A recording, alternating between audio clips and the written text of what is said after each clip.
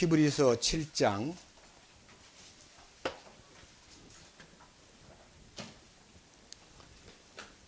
20절 말씀에서 28절까지 말씀을 봉독하겠습니다. 또한 그분께서는 맹세 없이 제사장이 되지 아니하셨으니 그 제사장들은 맹세 없이 되었으나 이분은 자기에게 말씀하신 분을 힘입어 맹세로 되셨느니라. 곧 주께서 맹세하셨고 또 뜻을 돌이키지 아니하시리라 이르시기를 너는 멜기세덱의 계통에 따른 영원한 제사장이라 하셨도다. 그런 것으로 말미암아 예수님께서는 더 나은 상속 언약의 보증이 되셨느니라. 그들이 참으로 다수의 제사장이었던 것은 죽음으로 인해 그들이 항상 잊지 못하였기 때문이로되 이 사람은 항상 계심으로 변할 수 없는 직분을 소유하시느니라. 그러므로 그분께서 항상 살아 계셔서 그들을 위해 중보하심을 보건대 그분은 또한 자기를 통하여 하나님께 나오는 자들을 끝까지 구원하실 수 있느니라. 이러한 대제사장께서는 우리에게 합당한 분이셨으니 곧 그분은 거룩하시고 해가 없으시고 더러움이 없으시고 죄인들로부터 분리되시고 하늘들보다 더 높이 되셨느니라. 그분께서는 저 대제사장들과 같이 먼저 자기들의 죄들로 인하여 날마다 희생물을 드리고 그 다음에 백성의 죄들로 인하여 희생물을 드릴 필요가 없으시니 이는 그분께서 친히 자신을 드리실 때에 이 일을 단 한 번에 행하셨기 때문이라. 율법은 연약함을 가진 사람들을 대제사장들로 삼거니와 율법이 있은 뒤에 하신 맹세의 말씀은 영원 무궁토록 거룩히 구별된 아들을 대제사장으로 삼느니라. 28절까지 말씀을 읽었습니다. 다시 한번 기도 올리겠습니다.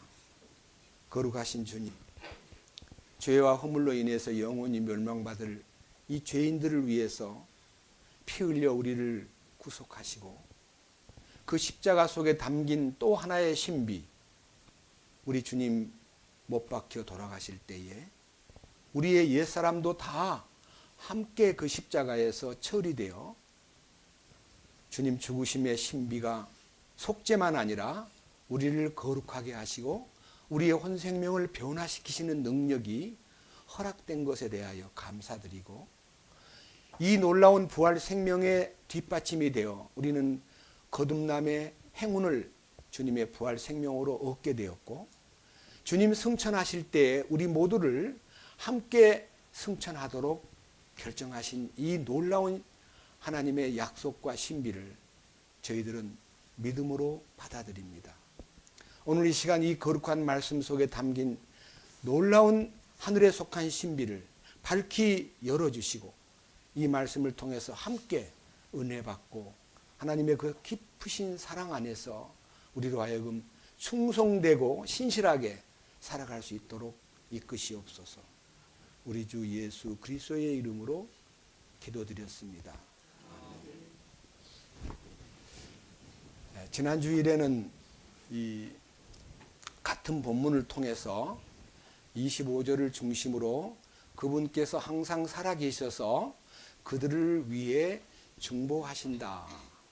그로 인해서 그분께 나오는 자들을 끝까지 구원하실 수 있다 하는 말씀을 주제로 해서 중보기도의 비밀을 선포했습니다. 오늘은 위로 올라가 가지고 22절에 그런 것으로 말미암아 예수님께서는 더 나은 상속 언약의 보증이 되셨느니라.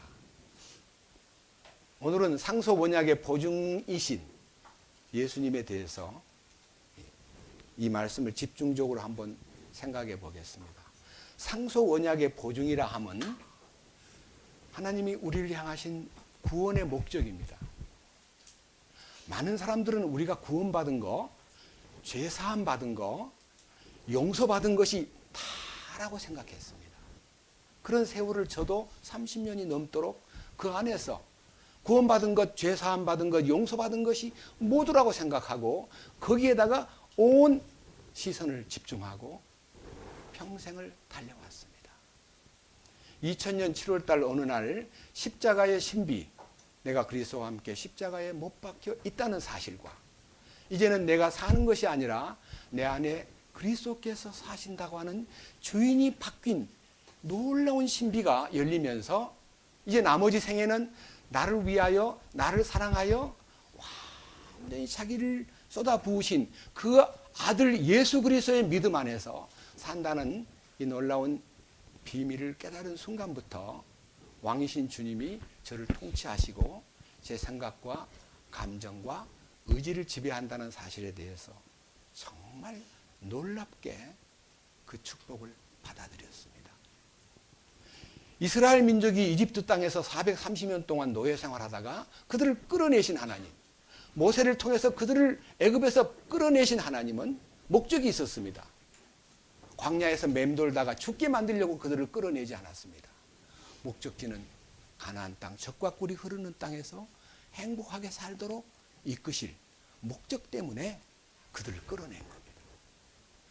그와 같이 하나님이 우리를 구원하신 목적은 단순하게 죄 사함 받은 거 하나로 만족하게 살다가 허우적거리고 죄도 짓고 성질내고 옛사람을 그대로 지니고 인간은 약한 존재야, 육신은 약해, 그러니까 죄를 지을 수밖에 없어, 그러니까 자백하라 그러지 않았어?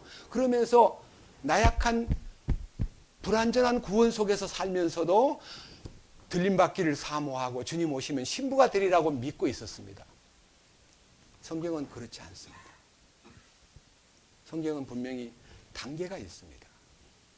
이집트의 노예 생활 단계가 있고 광야 생활의 훈련이 있고 거기에서 자기가 처리돼야 되고 그 다음에 가나안 땅의 축복을 누리는 겁니다. 사도행전 26장을 한번 보겠습니다.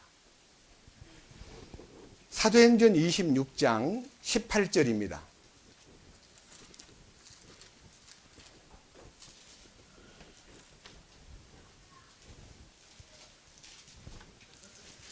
(220페이지입니다)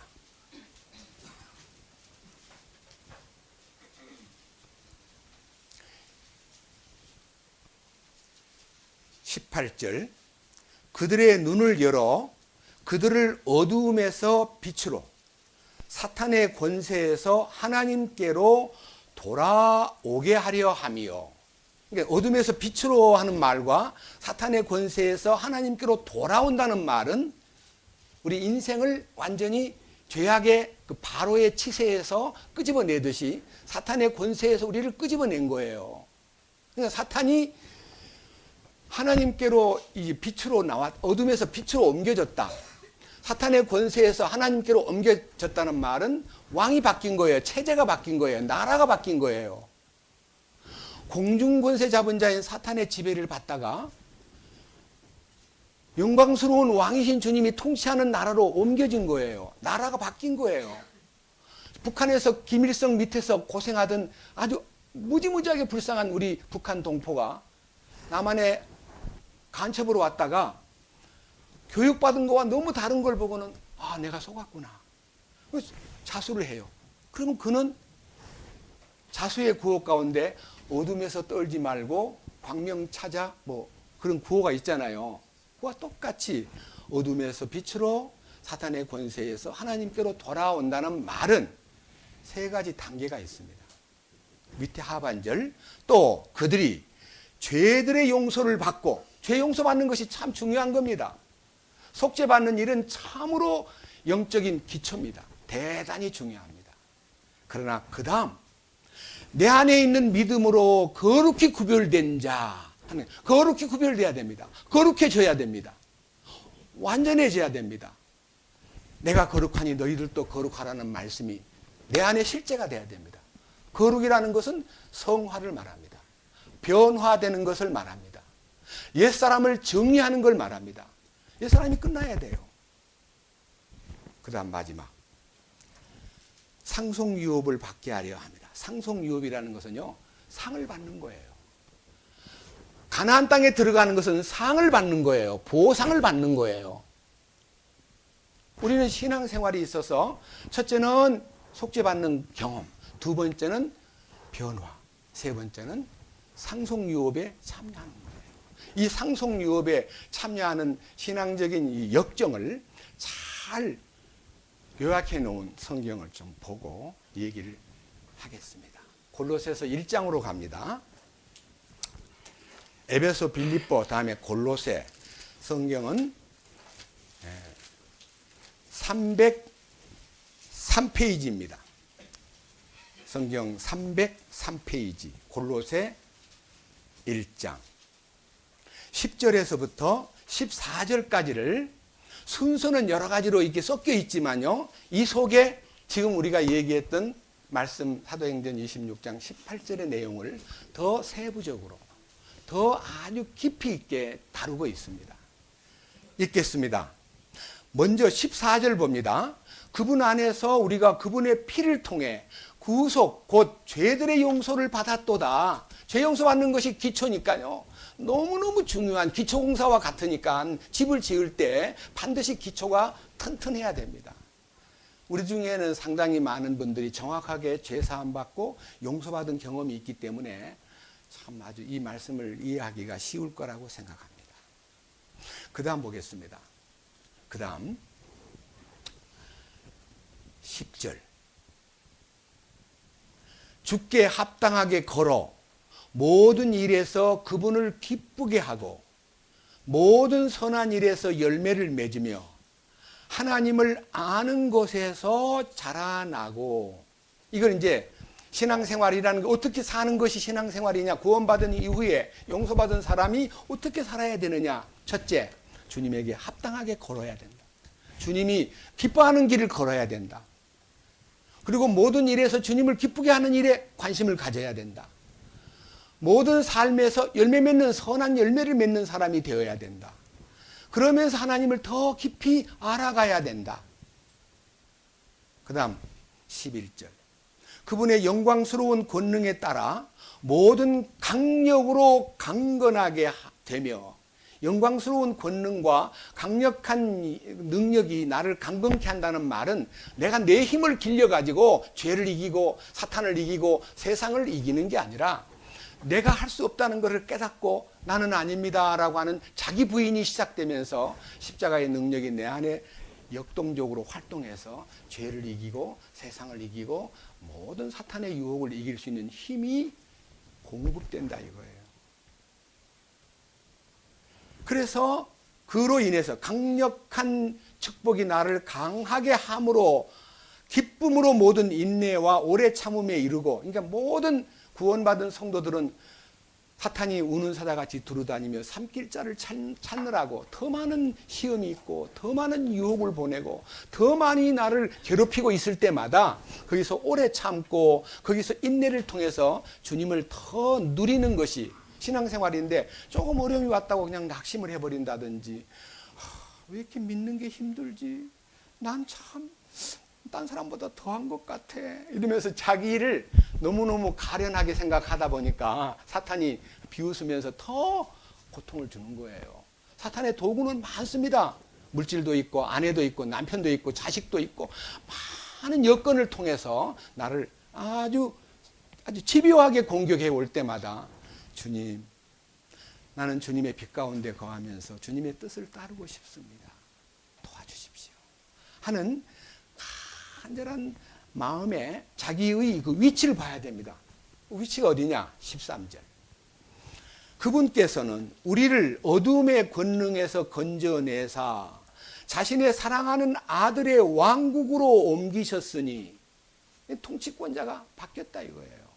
그러니까 왕이신 주님만 부르면 문제가 해결되는데 왕이신 주님을 부르질 않는 거예요.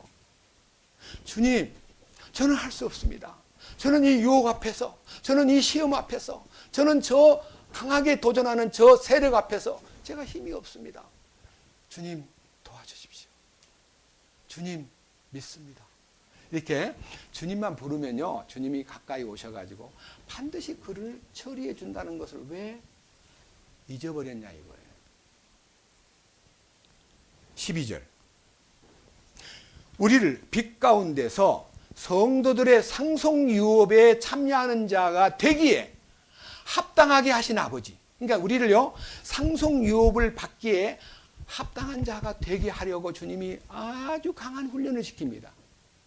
때로는 징계를 합니다.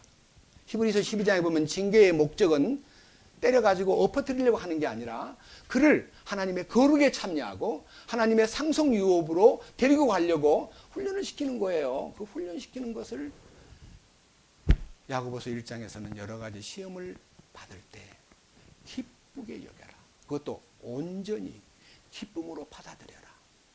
그래서 공격이 들어오고 시험이 오고 그리고 나를 괴롭힐 때에 주님, 저는 인간적으로는 이 일이 씁쓸하고 감당하기 싫어서 짜증이 나지만 주님이 제 마음대로 내버려 두지 마시고 주님의 거룩하신 손길로 제 마음을 평정시켜 주시고 그 상대방을 긍휼히 여겨 주십시오 하는 마음이 속에서 솟구칠 때에 자연히 이기는 자가 되는 거예요. 이김은 따로 있지 않습니다. 내 힘으로 이기는 거 아닙니다. 자, 그런데 문제는요, 상속유업이라는 것이 어떻게 우리에게 보장되었는가에 대한 순서부터 좀 따져보고 우리가 이 상속유업에 대한 얘기를 결코 허술하게 취급할 수가 없기 때문에 이 상속유업에 눈을 뜨고 이 상속유업에 대해서 확신이 딱 서면요, 우리의 믿음 생활이 역동적인 아주 진짜로 다이나믹한 막 속에서부터 폭발적인 힘이 생깁니다. 저는 확실히 경험했습니다. 우리가 예수 그리스도를 믿는다는 것은 그냥 죄사함 받고 죄를 벗었으니까 참 무거운 짐을 벗고 보니까 참 좋다 하는 그 정도가 신앙생활이 아닙니다. 엄청난 혁명이 일어납니다. 혁명이. 제가 지금 이 말씀을 여러분 앞에 이 상속유업에 관한 얘기를 중심으로 말씀드리기 위해서 이 얘기를 특별히 지금 이 골로새서는 옥중 편지입니다. 사도 바울이 로마 감옥에서 골로새 교회에게 보낸 편지인데 이 편지가 왜 골로새 교회에 1세기 보낸 편지인데 왜 21세기에 사는 우리와도 적용이 되고 우리하고도 통하냐 이거예요. 이 말씀이 보통 얘기가 아니잖아요. 또 하나의 서신 에베소 1장으로 갑니다. 에베소서 1장 조금 앞으로 넘기면 290페이지입니다.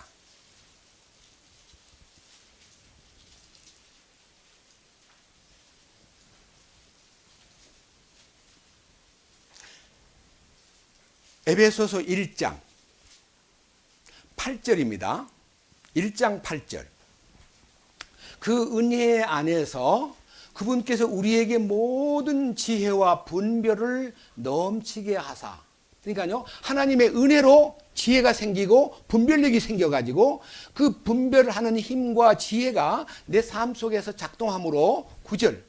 친히 자신 속에서 작정하신 자신의 선하신 기쁨에 따라 자신의 뜻의 신비를 우리에게 알려주셨으니, 그러니까 하나님의 은혜로 신비가 알려진다. 다시 말하면 발견하게 된다. 이게 신비구나. 이 신비가 뭐야? 그럼 우리 신비, 하나님의 뜻에 합당한 신비를 알려주신다 했는데 이 신비가 뭐야? 하고 이제 마음에 관심을 갖고 이 말씀에 초점을 딱 맞추면요, 10절. 이것은 충만한 때의 경륜 안에서 친히 모든 것, 즉 하늘에 있는 것들과 땅에 있는 것들을 그리스도 안에서 곧 그분 안에서 다 함께 하나로 모으려 하심이라. 이 하나 되게 한다는 이 하나, 이게 보통 신비가 아닙니다. 우리 주님이 세상에 계실 때 마지막 겟세마네 동산에 나가시기 전에, 체포돼 가지고 끌려가시기 전에 주님 기도를 하셨습니다. 그 기도가 요한복음 17장입니다. 그 기도의 내용이 전부가 다 지금 요 10절에 있는 그리스도 안에서 하나 되게 하려는 갈망이 막 솟구치는 기도였는데, 그 기도가 공중에 뜬 기도가 아니라 실제 우리 안에서 이루어졌고 그때도 이루어졌지만 지금도 이루어지고 있는 현재형입니다. 하나됨. 여기에 그 다 함께 그분 안에서 하나가 된다는 것을 알기만 하면 이 신비가 열리게 되어 있습니다. 자, 요한복음 17장 잠깐 보겠습니다. 이 말씀을 잡고 요한복음 17장에 가서 그 하나됨의 신비를 한번 관찰해 보겠습니다. 말씀에서. 자, 요한복음 17장 1절부터 5절까지는 주님의 기도 가운데 자신을 위한 기도요. 6절부터 주님께서는 제자들을 위해서 기도하셨고, 그 다음에 20절부터는 모든 성도들을 위해서 기도하셨는데, 그 중에 주님이 떠날 때가 다 된 것을 아시고 이렇게 기도하십니다. 11절. 이제 나는 아버지께로 갑니다. 나는 더 이상 세상에 더 있지 아니하오나 이들은 세상에 있사옵고 나는 아버지께로 가옵나니 거룩하신 아버지여, 아버지께서 내게 주신 자들을 아버지 이름으로 지키사 우리와 같이 그들도 하나가 되게 하옵소서.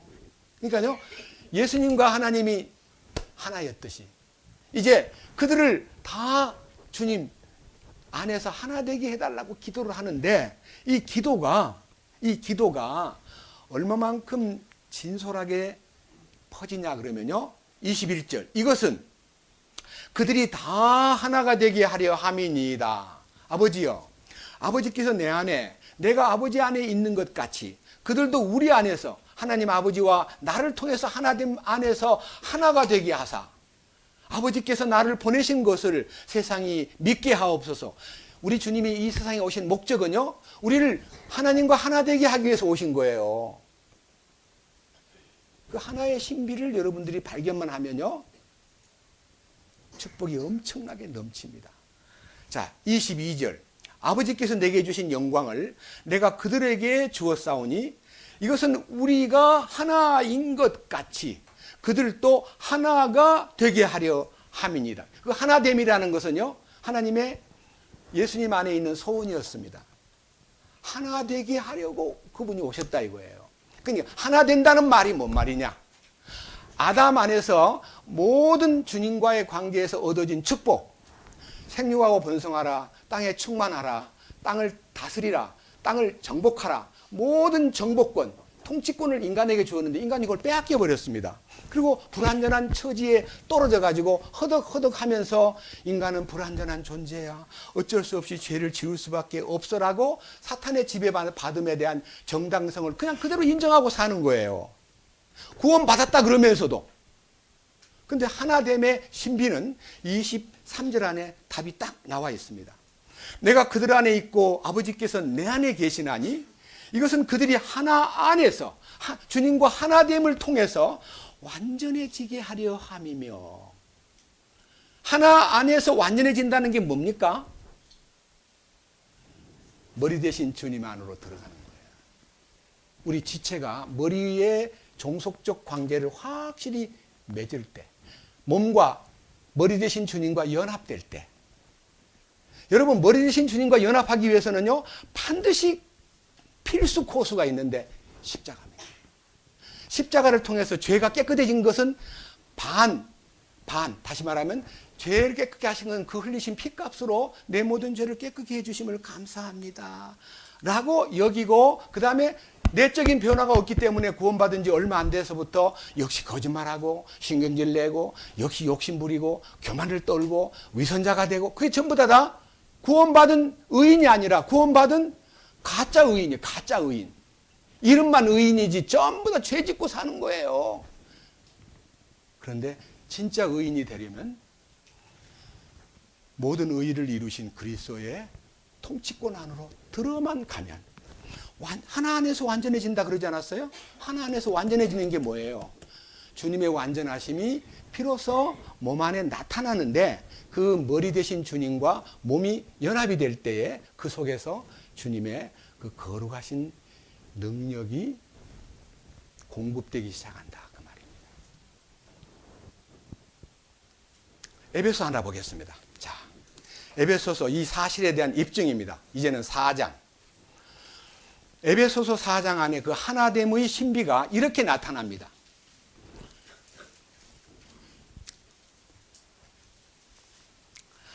4장 3절입니다. 화평의 매는 띠로 성령이 하나 되게 하신 것을 힘써 지키라. 하나 되는 운동하란 말 아닙니다. 하나 되기를 노력하라는 말도 아닙니다. 하나 되게 하심을 지키라. 이 지키라는 단어는 keep입니다. keep. 유지하라. 머무르라. 그곳에서 함께하라. 그런 뜻입니다. 자, 4절.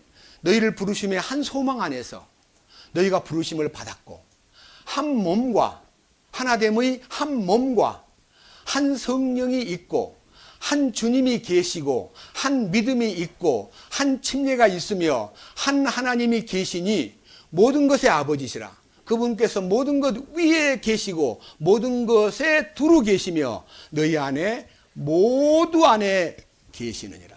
모든 것에 모든 것이 되신 주님 안에서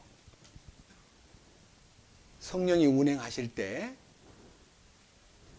한 믿음, 한 성령, 한 이끄심, 한 침례, 한 참된 사랑 안에서 모든 것이 이렇게 자연스럽게 나타나는 거예요. 저는 어떤 분들 중에서요, 이 교회 나가보니까요, 말도 많고 탈도 많고 보기 싫은 사람도 있고 마음에 안 드는 사람도 있고, 야, 괜히 가면 죄지요. 그러니까 집에서 모이자 하고 자기들끼리 모여가지고 자기 식구들끼리만 찬송 부르고 막 성경 읽고 좋아하는 사람이 있습니다. 그럼 그분이 자기 마음에 드는 사람만 만나가지고 언제 오래 참고 자기 유익을 구하지 아니하며 무례히 행하지 아니하며 성내지 아니하며, 그게 뭐예요? 성낼 일이 생기고 자기를 못 참게 만드는 사건이 올 때 참는 것이 믿음이지, 그런 걸 다 피해버리고 집에서 그냥 조용하게 끼리끼리 모여가지고 웃고만 지내는 것이 무슨 믿음입니까? 대상이 있어야 돼요. 까다로운 사람, 아주 나를 괴롭히는 사람, 문제 있는 사람이 내 곁에 있어야 내가 거기에서 포용력도 배우고 인내도 배우고 참는 것도 배우고 용서도 배우고 아량도 배우고 그러는 것이지. 그러니까 우리 안에 내 마음에 안 드는 사람 여기 있는 것이 주님의 은혜인데도 불구하고 저 사람 안 나왔으면 좋겠다 하는 말 또 이래요. 여기 모이면 잘 안 통해. 나 딴 데로 갈래. 그러면 통한 데만 가는 게 뭐 자기 마음에 드는 사람만 만나겠다는 거예요. 그것이 바로 주님이 그 도구를 이용해서 그 사람을 깨트리려고 하는데 깨지지 않고 딴 데 가면 더 센 대적이 기다리고 있어요. 아셔야 돼요. 저는 이 비밀을 안 순간부터요, 어떠한 공격이 들어오고 어떤 문제가 생겨도 주님만 부르면요, 주님이 친절하게 대답해 주시면서 내가 여기 있다라고 하시더라고요. 이 놀라운 신비를 여러분들이 통과해야 돼요. 하나됨 안으로 들어간 사람에게만 상속 유업이 있는 거예요. 자, 우리의 행동에 대해서 우리가 이제 행함. 로마서에는 행하는 것 다 필요 없고 오직 믿음만 있으면 돼라고 이제 배웠는데, 야고보서에 또 가보니까 믿음이 있노라 하고 행함이 없으면 영이 없는 몸이 죽은 것 같이 행함이 없는 믿음은 죽었느니라. 행함. 야, 이 야고보서는 잘못된 것 같아. 그래서 성경 학자들 가운데 꽤 세다는 분들 가운데 제가 이름은 거명하지 않겠습니다. 첫째, 말틴 루터부터. 야고보서는 지푸라기 복음서야. 이거 없애버려야 되는데 누가 이걸 갖다 삽입시켰지? 이거 캐논이 아니야. 이거 없애버려. 성경 야고보서를 지푸라기 복음서라고 말한 사람들이 꽤 많고 20세기에도 그런 분이 계셔요. 야고보서는 행함의 주체가 주님이신 것을 알기만 하면 주님, 나는 아닙니다. 주님이 다 이루시옵소서. 주님이 다 행하시옵소서. 주님의 행하심이 야고보서에 나타난 거예요.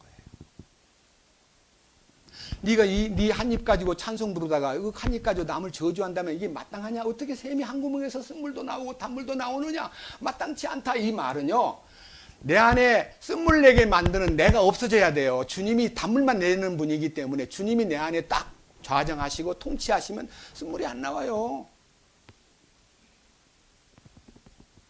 주님으로 충만돼야 돼요. 그런 사람이 있나? 당신도 그렇소? 네. 저도 제 자신이 너무나 참 만물보다 거짓되고 부패하고 무능하고 무력하고 아주 굉장히 까다롭고 욕심도 많고 아주 형편없는 인간임을 발견했습니다. 그 후부터 저는 저 자신이 주님하고 합작하려는 생각을 다 버리고요, 완전히 물러나는데, 그 물러나는 비결이 십자가에 주님 죽으심에 연합하는 것밖에 없습니다. 내가 그리스도와 함께 십자가에 못 박혀 있나니 그럼에도 불구하고 살고 있노라. 그러나 이제는 내가 아니요 내 안에 그리스도께서 사시느니라. 주인이 바뀐 거예요. 주인이 바뀌면 야고보서가 요구하는 행함이 생산되기 시작합니다. 자, 이제 주님 앞에 여러분들이 다 서야 됩니다. 저도 마찬가지입니다. 그리스도인의 심판은요, 백보자 심판되는 인류가 죄를 지은 만큼의 형벌을 받기 위해서 그분 앞에 부활을 해서 다 영생의 부활이 아니고요, 심판의 부활로 나와가지고 모두 그분 앞에 보좌 앞에서 죄를 따라 다 심판을 받는데, 성도들의 심판은 그리스도의 심판대 앞에 섭니다. 그래서 어떡하냐? 각 사람이 자기가 행한 대로 심판을 받습니다. 행위를 통해서 상을 정합니다. 여러분, 달란트 비유에도 달란트를 주었는데 왜 달란트를 땅에다 감춰두고, 주인은 엄한 분이야, 심지 않은 데서 거두고 해치지 않는 데서 모으는 분이야 하고 다 묻어놨다가 본전 딱 들고 심판대 떡 나갔더니, 너 왜 그 하나만 갖고 왔느냐 하니까 자기 핑계를 막 대요. 그러니까 주인이 이 악하고 게으른 종아 하면서 이 한 달란트를 빼앗아 10달란트 가진 자에게 줘라. 그리고 저자를 바깥 어두움에 내 던져라. 거기서 슬피 울며 이를 갈미 있으리라. 그 지옥 보낸다는 얘기 아닙니다. 자, 고린도전서 3장으로 갑니다. 고린도전서 3장.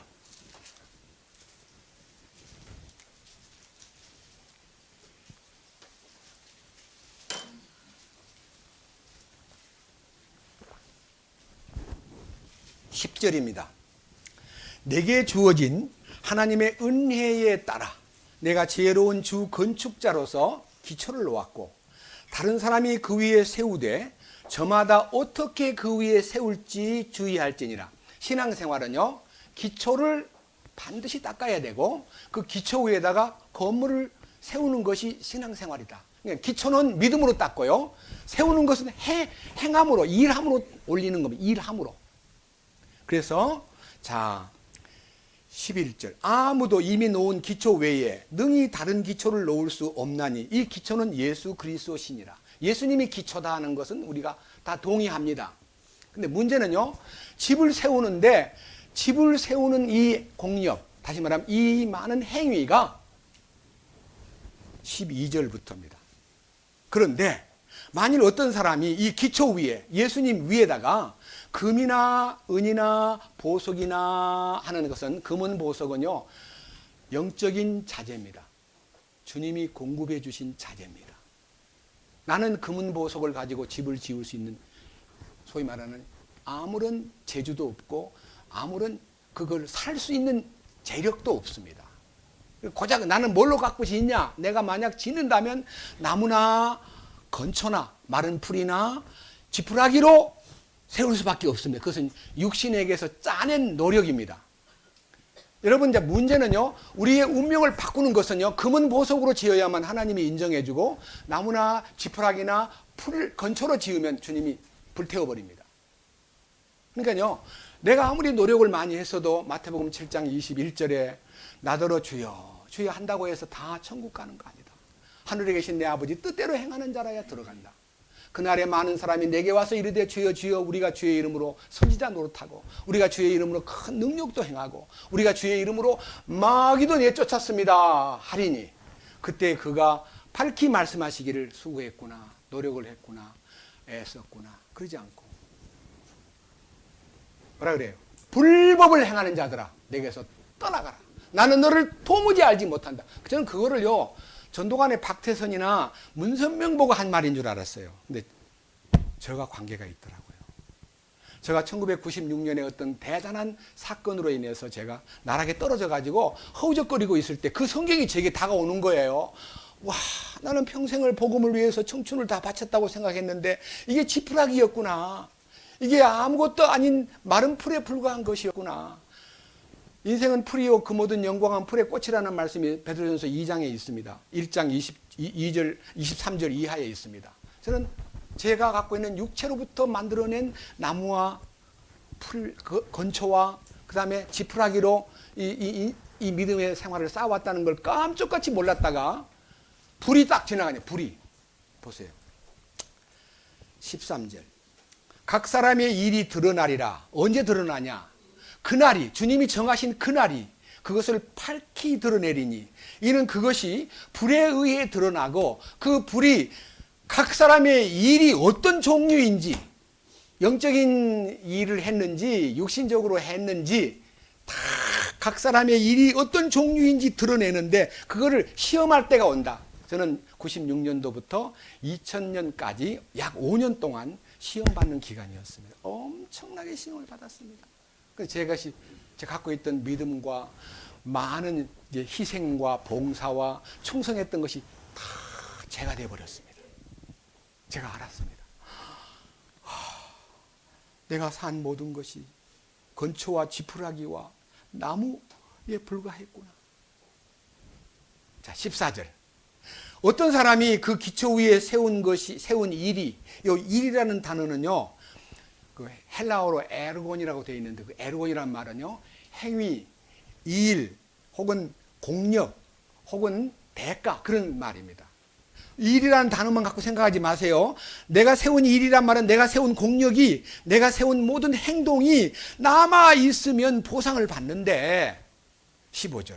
어떤 사람의 일이 그 사람의 행위와 공력과 모든 노력한 대가 결과가 어떻게 돼요? 불타버리면 뭐라 그랬어요? 그는 보상에 손실을 당한단 말이 뭔 말인지 아세요? 보상에서 제외된다 그 말이에요.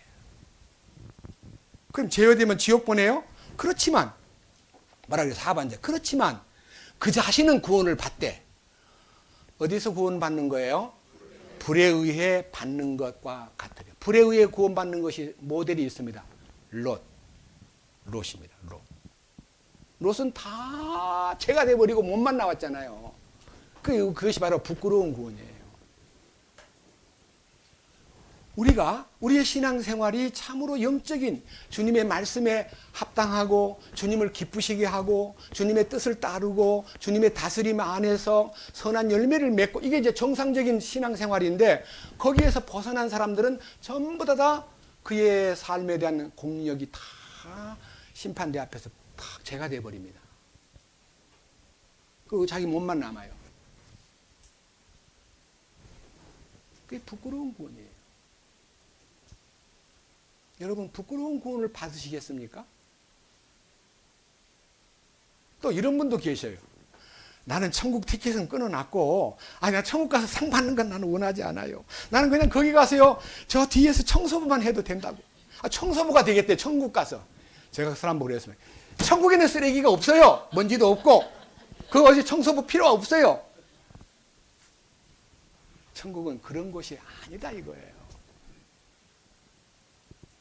보상에서 제외되면요 쫓겨나요. 쫓겨나는 거예요. 성경에 여러 군데 있어요. 저는 제가 여러분 앞에 이 성경을 이렇게 제시하면서 마음의 기도가 있습니다. 자, 여러분 이제 보상에 대한 문제를요 좀 더 구체적으로 한번 들어가 봅시다. 자, 마태복음 5장 3절, 4절, 5절 제가 저를 보십시오. 영안에서 가난한 자는 복이 있나니 하늘 왕국이 저희 것이기 때문이요. 그 다음 두 번째, 애통하는 자는 복이 있나니 저희가 위로를 받을 것이요. 온유한 자는 복이 있나니 저희가 땅을 상속받을 것이요. 5장 5절에 땅을 상속받는다는 얘기가 가나안 땅을 기업으로 받았다고 하는 말을 염두에 두고 새하늘과 새 땅의 분깃을, 통치권을 주신다는 겁니다. 여러분 새하늘과 새 땅은요 천년 왕국도 포함됩니다. 천년왕국의 이 지상에서 물론 벌어지지만요, 나와 창세로부터 너희를 위하여 예비된 영영한 왕국을 상속하라. 누구한테요? 착하고 신실한 종에게. 얼마만큼 착하고 신실하냐? 지극히 적은 일에 충성했기 때문에. 큰 일을 해서 상 받는 거 아닙니다. 얼마만큼 주님이 기뻐하는 일 중에요, 주님의 이름으로 주님이 시켜서, 내가 한 거 말고 시켜서 상 받을 일을 한 사람에 대한 얘기 한번 봅시다. 놀라운 얘기예요.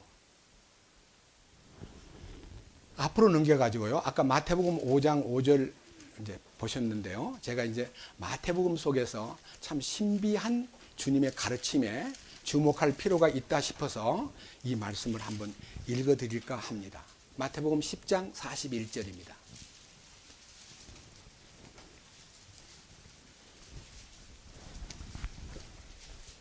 마태복음 10장 41절 16페이지입니다. 신약성경. 대언자의 이름으로 대언자를 받아들이는 자는 대언자의 보상을 받고, 의로운 자의 이름으로 의로운 자를 받아들이는 자는 의로운 자의 보상을 받으며, 또 누구든지 제자의 이름으로 이 작은 자들 중 하나에게, 옛날 개혁에는 냉수 한 그릇이라도 돼 있는데 여기는 이제 찬물 한 그릇이라도, 찬물 한 잔이라도 주어 마시게 하면 진실로 내가 너희에게 이르노니 그가 결코 자기 보상을 잃지 아니하리라. 보상이 있대요. 그러니까요, 주님이 주신, 내가 해서요 막 많이 선심 베풀고 막 때로는 돈도 갖다 주고 막 먹을 것도 갖다 주고 그렇게 해가지고 자기 이름 나는 건 아무 소용이 없습니다. 은밀한 가운데 주님의 이름으로 베푼 냉수 한 잔도 반드시 보상이 있다는 거예요. 자, 아까 말한 대로 온유한 자가 되려고 하고 냉수 한 그릇이라도 제자들 중에 지극히 작은 자 하나에게 베풀 수 있는 힘이 어디서 나오느냐? 마태복음 16장에서 나와요. 16장. 몇 장 더 넘겨보세요. 16장. 27페이지. 24절.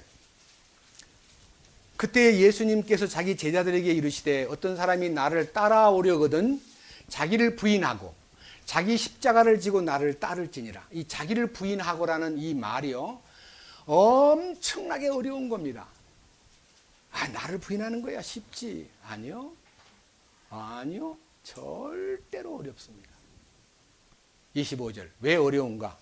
누구든지 자기 생명을 구원하려 하는 자는 그것을 잃을 것이요. 여기서 자기 생명이라는 단어는 혼이라는 단어입니다. 자기 생명이라는 게 푸시케, 자기를 말합니다. 자기를 구원하려고, 어떤 일에서 다툼이 벌어집니다. 그럼 자기가 이겨야 돼요, 져야 돼요? 다투면 이기려 그래요, 질려 그래요? 어떻게 일부러 질려 그래요, 이기려 그러죠? 자기가 이기려고 자기가 막 주장을 해. 자기가 고집을 부려요. 자기가 큰 소리를 쳐요. 그러면 자기를 잃는 게 아니고 상대방한테 자기를 잃지 않기 위해서 상대방한테 상처를 주거나 공격을 하거나 욕을 하거나, 부부싸움도 마찬가지예요. 지금 현장에 있는 그 문제 가지고 얘기를 해야 될 텐데 지난 추석 때 얘기 막 옛날 무슨 설날 얘기 처음 결혼해가지고 어린이날 때 얘기를 꺼내가지고 당신 그때 어떻게 했어? 그때 나는 어떻게 했어? 나 그때 이혼하려고 그랬어. 그런 사람은 혼을 내세우는 거예요. 혼을.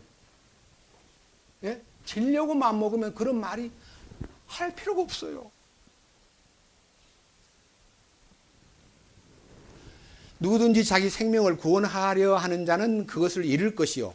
누구든지 나로 인해, 예수님 생각하면서 자기 생명을 잃으려 하는 자는 그것을 찾으리라. 잃으려 한다는 말은요, 주님 생각하면서 우리 주님도 우리를 위해서 혼을 쏟아부었고 혼을 속건제물로 드렸고 혼을 해산 고통을 치르신 분이 나를 위해서 그렇게 고통을 당했는데 내가 어떻게 나를 주장한단 말이냐.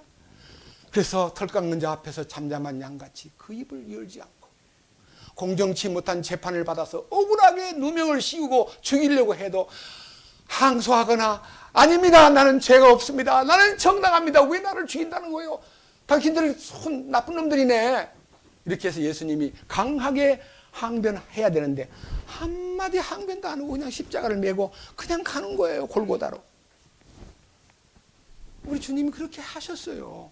만화의 왕께서, 우주를 창조하신 대주제께서 나를 위해서 그렇게 고통을 당했는데 내가 그분과 함께 그분 안에서 그분 생각하면서 예수님으로 인해서, 마태복음 5장에 이런 말씀도 기억납니다. 나를 인하여 너희를 욕하고 핍박하고 거짓으로 너희를 거스려 모든 악한 말을 할 때 너희에게 복이 있나니 기뻐하고 즐거워하라. 하늘에서 너희 보상이 크미니라.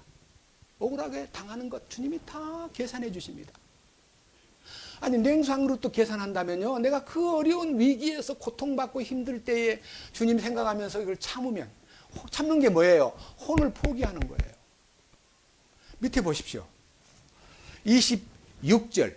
사람이 만일 온 세상을 얻고도 자기 혼을 잃으면 그에게 무슨 유익이 있느냐? 혹은 사람이 무엇을 주어 자기 혼을 대신하게 하겠느냐? 사람의 아들이 자기 아버지의 영광 중에 자기 천사들과 함께 올 것이요, 그때에 그가 어떻게 한다고요? 각 사람에게 그의 행위대로 갚아주리라. 그 행위가 내가 한 것이면 하나님 앞에 나를 완전히 불태워서 죄가 되게 만들어버리고, 내가 한 게 아니고 주님이 내 안에서 하신 것이라는 확신을 갖고, 너희 안에서 행하시는 이는 하나님이시니 자기의 기쁘신 뜻을 위하여 너희로 소원을 두고 행하게 하시나니 모든 일에 원망과 시비가 없이 하라. 모든 일에 원망과 시비가 없는 자리에 들어가려면요, 주님이 나를 주장하고 주님이 내 안에서 일하실 때에만 가능합니다. 이게 우리 신앙생활의 신비예요. 저는 이 말씀을 읽을 때요, 각 사람에게 그의 행위대로 갚아주리라. 상속유업의 보장은요, 우리 주님이 물론 하셔요. 그러나 주님께 의존하고 주님께 완전히 위탁된 사람만 주님이 보증을 세워주고 그 일에 대해서 책임을 져주지, 자기 마음대로 한 사람은 주님이 책임을 지지 않아요. 오히려 그것이 자기에게 엄청난 결과로 되돌아오는 거예요. 우리의 신앙생활이 무엇입니까? 목적이 주님을 나타내는 겁니다. 나를 나타내는 거 아닙니다. 저도 모르고 23살에 구원을 받고 25살 때부터 군대 제대하고 나서부터 바로 전도하는 사람이 되었고 설교자가 되었고, 하루에도 다른 일반 교회 사람들이 새벽 기도도 안 한다, 저 사람들은 아주 엉터리다, 그런 말 안 들으려고요, 새벽 기도를요 1968년도부터요 1972년도 결혼할 때까지 5년 동안 새벽 기도를 계속 했습니다. 전체 교회를 오라 그래가지고 새벽 기도해서 성경 암송하고 같이 기도하고, 그때는요 중보 기도에 대해서 뭔지 몰랐습니다. 기도 생활을 꽤 했습니다. 그러나 여전히 불이익을 당하거나 자존심을 건들거나 아니면 뭔가 저한테 대들면요 속에서 막 올라와요. 견딜 수 없어요. 참으려니까 너무너무 힘들어가지고요, 주님 나를 좀 죽여주십시오. 내가 그 정도도 못 참습니다. 주님 제가 왜 이렇게 좁습니까? 주여 넓은 마음을 주시옵소서. 기도를 했어요. 기도를요 많이 했어요. 근데 기도 응답이 없더라고요. 왜 그래요? 주님이 다 해놨는데 자꾸 달라 그러니까 또 다 해놓은 대로 들어오라고 기다리는 거예요. 주님이 다 이루셨어요. 죄만 처리한 게 아니라 나를 이미 처리해 놓았어요. 근데 내가 자꾸 처리해 달라고 하니까 주님이 기다리고 계시는 거예요. 얼마나 기다리셨나? 34년을 기다리셨어요. 66년도에 죄사함 받고 2000년도 7월 달에 이 거룩한 자기 처리에 대해서 눈을 떴을 때 비로소 얼마나 부끄러운지요. 주님 죄송합니다. 많이 주님을 슬프게 하고 주님 마음을 아프게 해드린 잘못을 용서해 주시니 고맙습니다. 그 마음이 딱 들면서 과거가 싹 씻기는 거예요. 원한 인간관계, 미운 사람, 용서하지 못할, 제가요, 용서하지 못할 사람 가운데, 용서가 안 되는 사람 가운데 많은 사람이 있었어요. 그런데 완전히 죄가 없으니까요, 죄가 없어져 버리니까 문제가 없더라고요. 그래서 오늘요, 여기 계신 여러분들이 왕국 상속에서 제외될 사람이 누군가, 얼마만큼 큰 죄를 지어야 왕국 상속권에서 제외되는가에 대한 좀 깊은 얘기를 다루면서 우리가 우리 위치를 한번 점검해 볼 필요를 느낍니다. 민수기 13장을 보겠습니다. 구약성경 민수기 13장.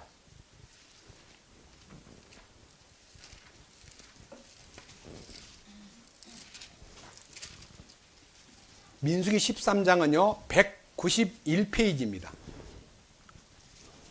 굉장히 중요한 얘기니까 여러분들이 좀 귀를 기울여 주십시오. 특별히 13장 1절부터 모세가 가나안 땅을 정탐하기 위해서 각 지파별로 한 명씩 대표를 뽑아가지고 12명을 가나안 땅에 보냅니다. 그리고 이제 가서 어떻게 해야 되냐 하면은요, 18절. 그 땅이 어떤지 살펴봐라. 그 안에 백성이 강한지 약한지도 적은지 많은지도 알아보고 그 안에 땅이 좋은 땅인지 나쁜 땅인지 도시들이 장막인지 강한 요새인지 기름진 땅인지 메마른 땅인지 숲이 있는지 없는지 너희는 용기를 내고 그 땅에 열매를 가져오라 하고 사람들을 파송을 시켰습니다. 40일 동안 이제 정탐을 하고 돌아왔습니다. 자, 이제 25절로 갑니다. 그들이 땅을 탐지한 일을 마치고 40일 뒤에 돌아왔습니다. 그리고 백성들 앞에서 이제 소위 말하는 정탐 보고를 하는데 12명 가운데 10명이 먼저 입을 엽니다. 27절을 보면요, 그 땅을 가보니까요, 참 젖과 꿀이 흐르는 좋은 땅입니다. 우리가 거기에서 이렇게 열매를 가져왔습니다. 포도가 너무 커가지고요, 들고 오지를 못해서 막대기에 끼워서 2명이 어깨에다 메고 왔으니까 포도가 얼마나 포도송이가 컸겠습니까? 포도만 따온 거 아닙니다. 여기 23절에 보면 포도도 따가지고 왔지만은 석류와 무화과도 같이 가지고 왔습니다. 그걸 내놓았습니다. 그런데 28절, 그럼에도 불구하고 그 땅에 거하는 백성은 너무 강하고 도시는 성벽에 둘러싸이고 너무너무 크고 그들은 모두 안악의 거인들입니다. 우리는 그들 앞에 도저히 가서 이길 수 있다고 믿지 않습니다. 32절, 이스라엘 자손에게 자기들이 탐지한 땅에 대하여 나쁘게 보고하며 우리가 두루 다니며 탐지한 땅은 거주민들을 삼키는 땅이요, 그 안에서 본 모든 백성은 키가 큰 사람들이며 거기서 우리가 만난 그 거인들은 안악의 거인들인데 우리가 보기에도 우리가 메뚜기 같은데 그들의 보기에 우리가 어떻게 보이겠습니까? 올라가지 못합니다. 가나안 땅을 보고 온 사람들이 악평을 했습니다. 10명이. 그럼 민주주의 방식으로 하면 10대 2면 어떻게 돼야 돼요? 다수가결 원칙을 따라야 돼요. 근데 하나님은 다수가결의 원칙을 넘어선 한 명만 믿어도 하나님이 옳다 하면 그 한 사람 편이고요, 11명이 다 아니라 그래도 하나님이 아니라 하면 아닌 거예요. 자, 보세요. 밑에 2절, 이스라엘 백성들이 그 말을 듣고 밤새도록 부르짖고 불평하면서 우리가 이집트 땅에서 죽었더라면 좋았을걸. 너희들이 이 광야에다 우리를 데리고 와서 이제 우리가 광야에서 차라리 죽었으면 나을 건데, 아이고 이집트로 돌아갑시다. 대장 한 명을 세워서 이집트로 돌아갑시다 하고 막 이제는 온 국민들이 이제 불평불만이 이렇게 확산이 돼 가지고요, 다 울부짖고 있었습니다. 그때 6절, 그 땅을 탐지한 자들 중에 눈의 아들 여호수아와 여분의 아들 갈렙이 자기 옷을 찢으면서 아닙니다. 우리가 두루 다니며 탐지한 땅은 좋은 땅이 틀림없고 하나님이 우리를 기뻐하시면 우리가 이 땅으로 갈 것이고 그리고 그분께서 우리에게 그 땅을 주실 것이고 젖과 꿀이 흐르는 그 땅은 하나님이 함께 하신다면 백성을 두려워하지 맙시다. 그들은 우리의 밥입니다. 그들은 우리의 양식입니다. 하나님이 우리와 함께 계십니다. 할 때 백성들이 그 말을 듣고 10절 돌을 들어가지고 여호수아와 갈렙을 치려고 했습니다. 자, 그 순간 하나님이 이제 정리해 주십니다. 자, 보세요. 주의하십시오. 11절과 12절. 민수기 14장 11절과 12절. 주께서 모세에게 이르시되 이 백성이 어느 때까지 나를 경노하게 하려 하느냐. 내가 그들 가운데서 보여준 모든 표적에도 불구하고 그들이 어느 때까지 나를 믿지 아니하려 하느냐.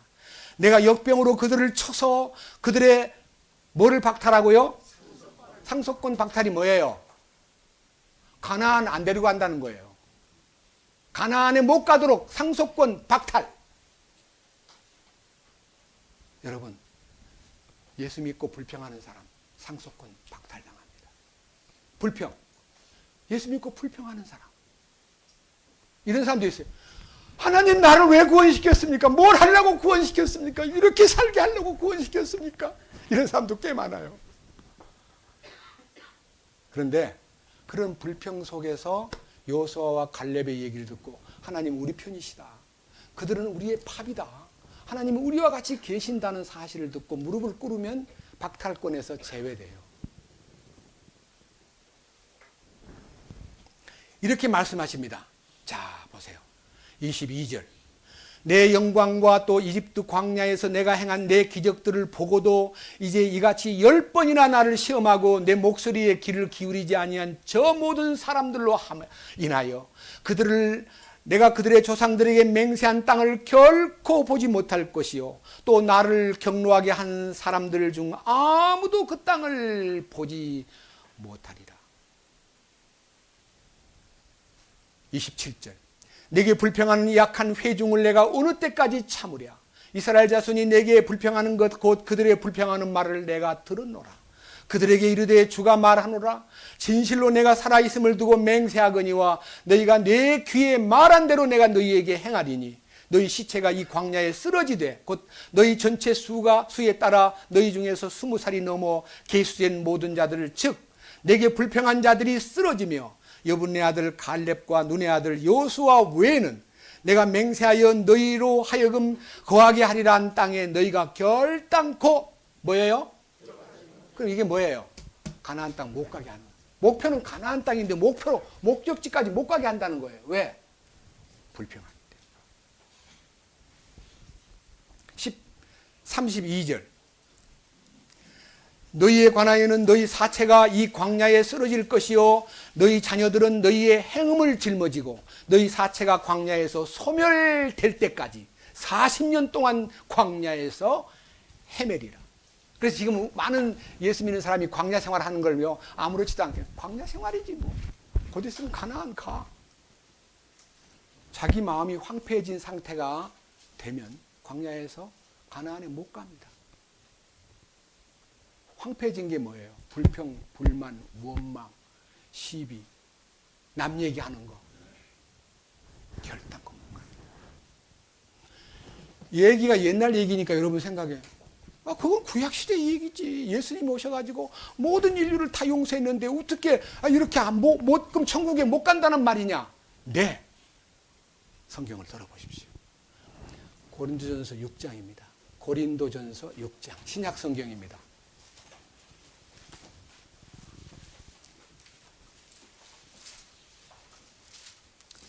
고린도전서 6장은요. 신약 성경 251페이지입니다.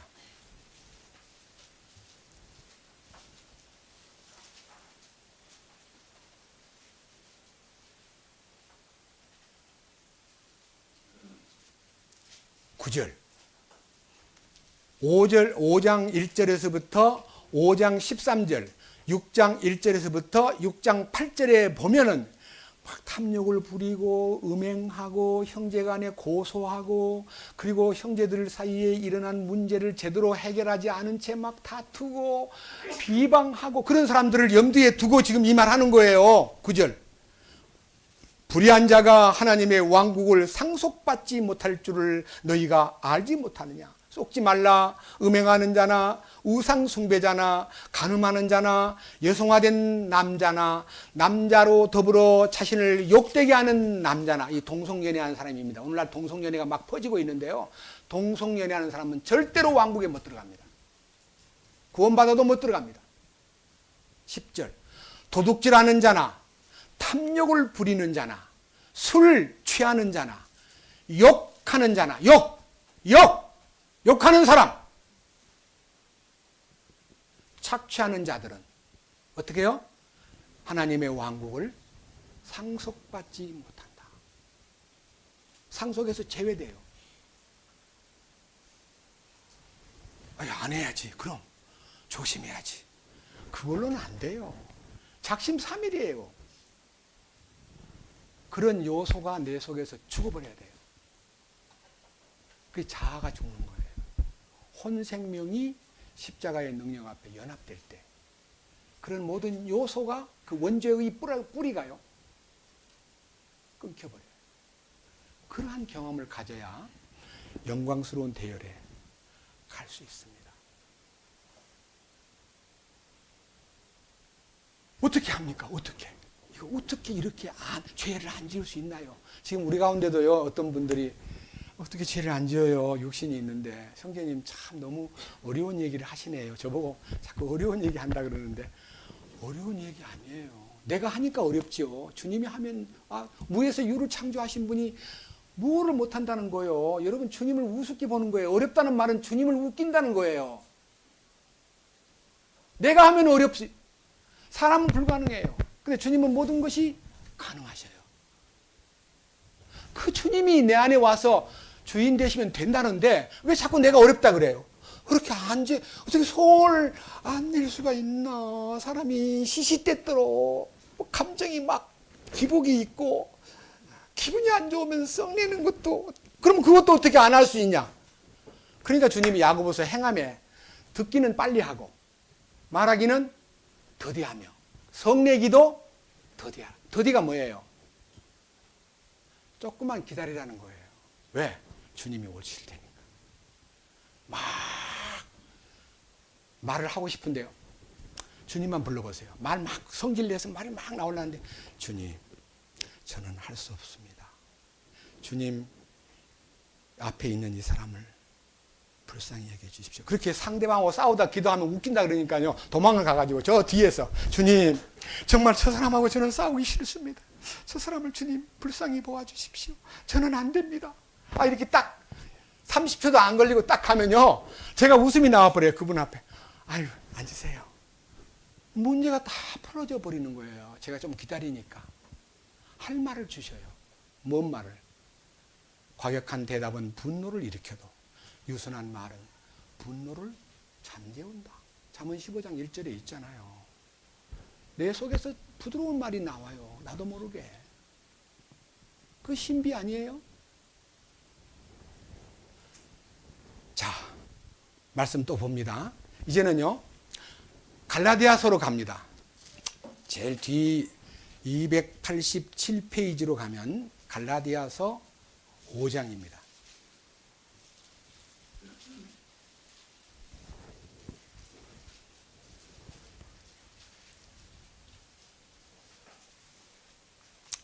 갈라디아서 5장 찾았습니까? 16절 죄를 이기는 비결입니다. 그런즉 내가 이것을 말하노니 곧 성령 안에서 걸으라. 성령님의 인도를 따라서 걸으라. 그리하면 너희의 육신의 욕심을 이루지 아니하리라. 육신의 욕심이 많잖아요. 물욕도 있고 명예욕, 권세욕, 온갖 이 욕망이 속에서 바글바글한데 이 욕망을 제어하려고 노력하지 말고 욕망을 제어해 주신 컨트롤 타워를 봐야 돼요. 육체의 욕망, 육체의 욕심. 밑에 보십시오. 24절. 그리스도께 속한 사람들은 애착들과 정욕들과 함께 육신을 어떻게 해요? 십자가에 나는 이미 끝났구나. 나는 이미 못 박혔구나. 주님 이제 알았습니다. 이제 성령 안에서 살겠습니다. 성령 안에서 걷겠습니다. 헛된 영광을 추구하지 않겠습니다. 그리고 노엽게 하거나 서로에게 시기하지 말라고 하신 뜻을 따르겠습니다. 그래서 이제 어떻게 하냐? 6장 1절 같이만 하면 됩니다. 문제가 있을 때 6장 1절 뭐라 그랬습니까? 형제들아 어떤 사람이 잘못에 빠지거든 영적인 너희는 온유의 영으로 그러한 자를 회복시키고 네 자신을 살펴보아 너도 시험에 들지 않게 하라. 너희는 서로 남의 짐들을 지라. 그리하여 그리스도의 법을 성취하라. 여기 두 가지입니다. 영적인 사람이란 말은요, 성령에 붙잡힌 사람은 문제가 있는 사람을 볼 때 장본인에게 말하는 건 참 좋습니다.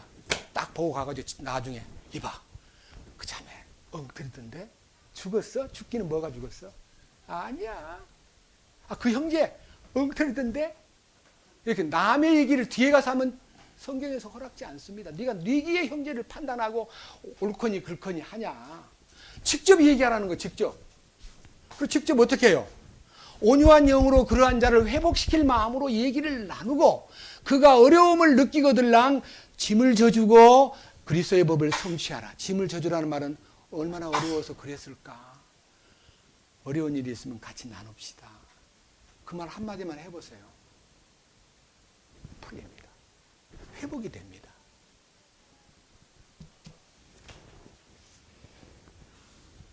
자, 보겠습니다. 17절, 5장 17절 알아야 됩니다. 요 항목을 꼭 알아야 됩니다. 육신은 성령을 대적하여 욕심을 부리고 성령은 육신을 대적하나니 이 둘이 서로 뭐가 된다고요? 반대가 되므로 너희의 원하는 것을 능히 하지 못하게 한다 그랬습니다. 육신이라는 것이 있는 한은 성령의 역사에 대해서 조금 이렇게 거부 반응을 보일 수가 있다 이거예요. 그러나 절대로 육신을 따라가면 안 됩니다. 육체의 생각은 사망입니다. 영의 생각은 생명과 평안입니다. 이렇게 돼야 됩니다. 자, 육신이 있고 혼이 있고 영이 있습니다. 이 육신과 혼은 아주 친밀한 사이였습니다. 그런데 성질 날 일이 있어가지고 육신하고 혼이 이 생각이 탁 감정을 건들면요, 눈살을 찌푸리고 입에서 막 뭐가 나와요. 욕이 나와요. 그러니까 이 둘이는 굉장히 친숙한 사이였습니다. 그런데 어느 날 영이 혼 위에 와가지고 영을 통해서 혼이 컨트롤되면 이 혼이요 복속하고 이 영의 말만 들으면요 육신은 꼼짝없이 따라오게 되어 있습니다. 그러니까 이 육신은 일종의 하나의 기계에 불과합니다. 아무리 오간 기능이 있다고 해도요 이 혼이 바로 잡혀가지고 성령의 지배를 받는 영에 의해서 컨트롤하면 육신은 꼼짝없이 밑으로 내려옵니다. 이렇게 해서 체계가 서게 되어 있습니다. 근데 육신의 생각은 혼이 생각하지 않아요. 육신의 생각은 사망이요. 영의 생각은 생명과 평안이다는데 어디에 복속하느냐. 이 중간에 있는 혼이라는 것이 영에만 복속되면 육신은 따라오기 마련입니다. 그래서 성령의 인도를 받는 사람은 육신이 좀 고달퍼도 절대 불평하지 않습니다. 그리고 자기도 모르게 이렇게 입에서 미치겠네, 환장하겠네 그런 소리를 안 하게 됩니다. 자기도 모르게 나와요. 자, 보십시오. 갈라디아서 5장 18절. 그러나 너희가 성령의 인도를 받으면 율법 아래 있지 아니하니라. 이제 육신의 행위들은 명백하니 이것들이라. 곧 간음, 음행, 부정, 색욕, 이 전부 다 육신으로 범하는 죄들입니다. 우상숭배, 마술, 증오, 불화, 경쟁, 진노, 다툼, 폭동, 이단파당, 이 전부 다 혼으로 짓는 죄입니다. 그 다음에 시기와 살인과 술취함과 흥청됨, 이 23가지, 17가지 이 죄목들은요, 이 죄목들은 자세히 들어보세요. 21절. 시기와 살인과 술취함과 흥청됨과 또 그와 같은 것들이라. 내가 또한 전에 너희에게 말한 것 같이 이것들에 대하여 미리 너희에게 말하노니 그런 것들을 행하는 자들은 결코 뭐예요? 하나님의 왕국을 상속받지 못하리라. 여기에 아무리 작은 거라도요 다투고 썩내고 경쟁을 벌이고 증오하고 불화하고 여기에 누군가도 마음에 안 통한 사람이 있어가지고 나는 보기 싫어, 나는 저 사람 싫어, 왕국에 못 들어갑니다. 그런 사람이 있으면 안 됩니다. 길에 있을 때 즉시 사와야 됩니다. 용서를 빌어야 됩니다. 그래서 저는 이 놀라운 상속유업에 대한 축복을 깨달은 이후부터 제 마음속에서 결단을 요구하는 여러분들과 저와의 관계에서 큰 결단을 나타낸 몇몇 사람을 소개하고 마칠까 합니다. 히브리서 11장입니다.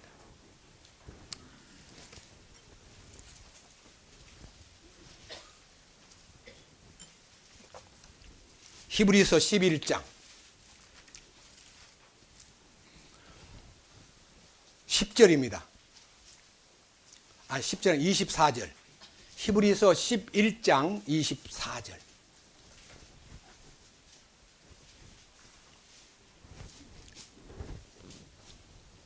믿음으로 모세는 나이가 들었을 때에 파라오의 딸의 아들이라 불리는 것을 거절하고 잠시 죄의 쾌락들을 즐기는 것보다 오히려 하나님의 백성과 함께 고난을 받는 것을 택하였으며 또 그리스도의 치욕을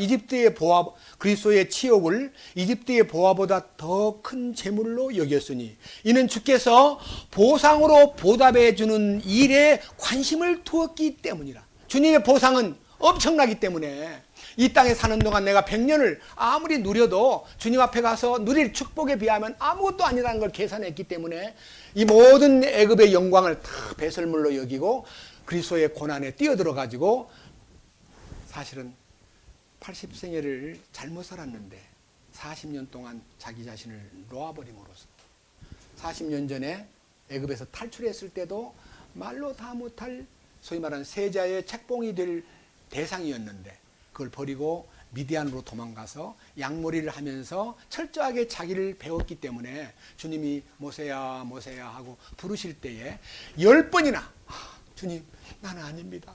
나는 입술이 뻣뻣합니다. 나는 나를 보낼 사람 말고 딴 사람 보내세요. 이렇게 자기를 철저하게 부인했습니다. 주님 그런 사람을 쓰십니다. 네, 제가 기다렸습니다. 잘해보겠습니다.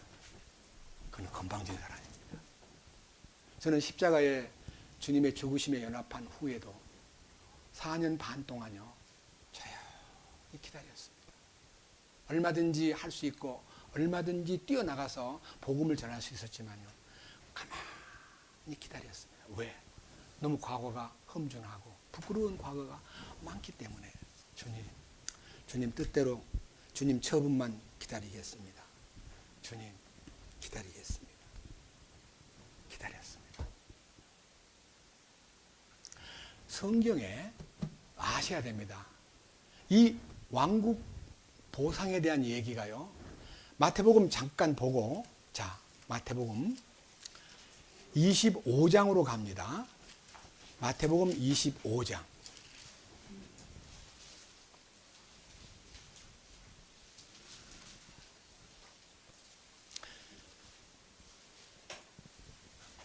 (1절부터) (30절까지는) 달란트 비우고요. 31절부터 46절까지는요. 이 천연왕국 직전에 이제 심판이 있는데요. 중앙에 있는 것만 얘기합니다. 31절 봅니다. 사람의 아들이 자기 영광 중에 거한 모든 거룩한 천사와 함께 올 때에 자기 영광의 왕좌에 앉아서 심판합니다. 양과 염소를 분리시키듯이 모든 민족들을 그 앞에 모아놓고요. 다 분리시키는데 양은 오른편에 두고 염소는 왼편에 둔다 그랬습니다. 자, 34절. 그때 왕이 자기 오른편에 있는 자들에게 이르되 오라. 내 아버지께 복받은 자들아 너희는 세상의 창건 이후로 너희를 위하여 예비된 왕국을 상속받아라. 그 사람은 어떻게 했습니까? 주님이 말씀하십니다. 너희는 내가 줄일 때 너희가 내게 먹을 걸 주었고 내가 목마를 때 너희가 내게 마실 것을 주었고 내가 나그네 되었을 때 나를 받아들였고 내가 헐벗을 때 내게 옷을 입혔고 내가 병들었을 때 나를 찾아왔고 내가 감옥에 있을 때 내게로 왔느니라. 그러니까요 주님을 만족시킨 행위가 있는 거예요. 근데 이 사람들이 그 말을 듣고 죄송합니다. 별로 한 것도 없는데 그런 걸 다 기억하십니까? 참 황공합니다. 이렇게 뭔가 한 거를 기억하면은 자기가 한 거예요. 근데 기억이 안 나요. 37절 의로운 자들이 말합니다. 주여 어느 때에 주님 줄이신 것을 보고 잡수시게 하고 목마르신 것으로 주님께 마실 것을 드렸나이까. 어느 때에 주님 나그네 되신 것을 보고 받아들이고 헐벗을 때에 옷 입히고 우리가 어느 때에 병드신 것이나 감옥에 갇히신 것을 보고 주님께 면회 갔나이까. 아니에요. 모르겠대요. 왕이 말씀하십니다. 너희에게 이르노니 너희가 이들 형제 중에 가장 작은 자 하나에게 그것을 하였은즉 내게 하였느니라. 그렇습니다. 우리는요 지금도 우리 주변에 많은 목마른 자와 배고픈 자, 병든 자, 감옥에 들어간 자 많습니다. 어떻게 주님의 이름으로 은밀히 도울까? 주님이 도움을 명하신 것은 심부름을 갔기 때문에 기억이 안 나요. 내가 가서 막 남 도와주고 막 베풀고 한 거는 나중에 이래요. 내 마음에 안 들게 하면 괘씸 사람한테 말이야. 내가 지한테 어떻게 했는데 이렇게 하는 사람은 자기가 한 거예요. 나를 무시하고 도와준 것도 나를 전혀 고려하지 않아도 마음에서 하나 섭섭한 것이 없는 사람이어야 돼요. 왜? 내가 한 게 아니니까. 그래서 보상을 받는 길은 베푸는 것이 분명해야 돼요. 주님의 이름으로. 그다음 또 하나 더 보고 마칠게요. 마태복음 25장 21절. 그의 주인이 그에게 이르되 잘하였도다 선하고 신실한 종아 네가 적은 것에 신실하였은즉 내가 너를 많은 것을 다스릴 치리자로 삼으리니 너는 내 주인의 기쁨에 참여하라. 23절 그의 주인이 그에게 이르되 잘하였도다 선하고 신실한 종아 내가 적은 것에 신실하였은즉 내가 너를 많은 것을 다스릴 치리자로 삼으리니 너는 내 주인의 기쁨에 참여하라. 이게 이제 왕국의 통치권에 참여시키는 로마서 8장 17절에는 그리스도의 공동상속권에 참여하는 축복을 그에게 준다는 겁니다. 마지막 26절 그의 주인이 그에게 이르되 악하고 게으른 종아 너는 내가 뿌리지 않는 데서 거두고 흩뿌리지 않는 데서 모으는 줄 알았으니 그러므로 네가 내 돈을 돈 바꾸는 자에게 맡겨서 내가 올 때에 이자와 함께 내 것을 받게 했어야 함이 마땅하도다. 그런즉 그에게서 1달란트를 빼앗아 10달란트 가진 자에게 주라. 있는 자마다 받아서 풍성하게 될 테이나 없는 자는 자기에게 있는 것도 빼앗기리라. 너희는 이 무익한 종을 바깥 어두움에 던지라. 거기서 슬피 울며 이를 갈미 있으리라. 구원받은 사람 중에 상당 숫자가 1달란트를 땅에 묻어두었다가 주님 앞에 호되게 꾸지람을 듣고 악하고 게으른 종으로 인정받아가지고 바깥으로 내쫓아. 바깥이 어디예요? 왕국의 빛 바깥입니다. 그러니까 어둠이에요. 지옥이 아닙니다. 거기서 1000년 동안 쫓겨난 신세가 됩니다. 기억하십시오. 우리는 보상이라는 것은 주님이 행한 대로 갚아준다는 결론을 요한계시록 22장 12절에서 이렇게 말했습니다. 마지막 한 절 보고 마치겠습니다. 요한계시록 제일 뒤에 끝장 22장 12절.